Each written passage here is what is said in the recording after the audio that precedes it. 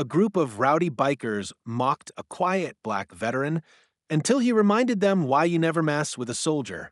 It was a hot Saturday afternoon when James Carter, a retired U.S. Marine and decorated war veteran, stopped at a roadside diner just off Highway 22.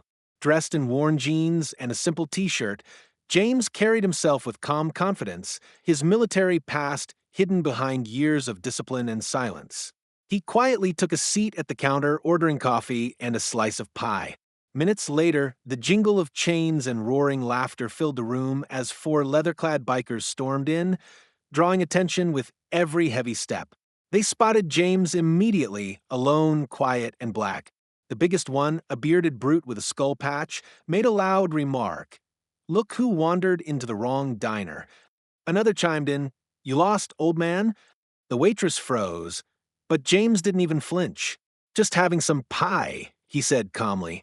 The group snickered and approached, surrounding him. One tried to knock his coffee over, but James caught the cup mid-fall, without even standing.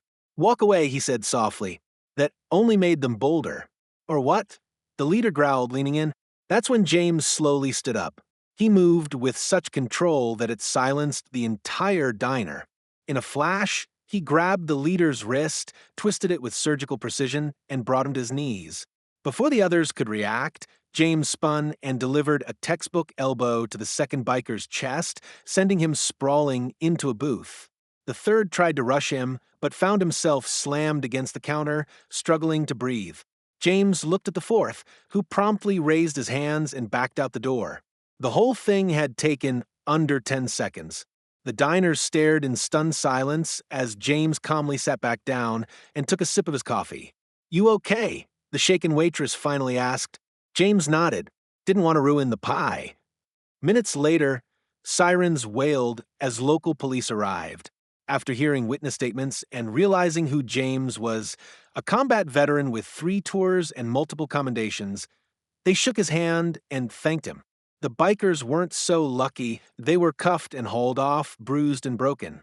Word spread fast.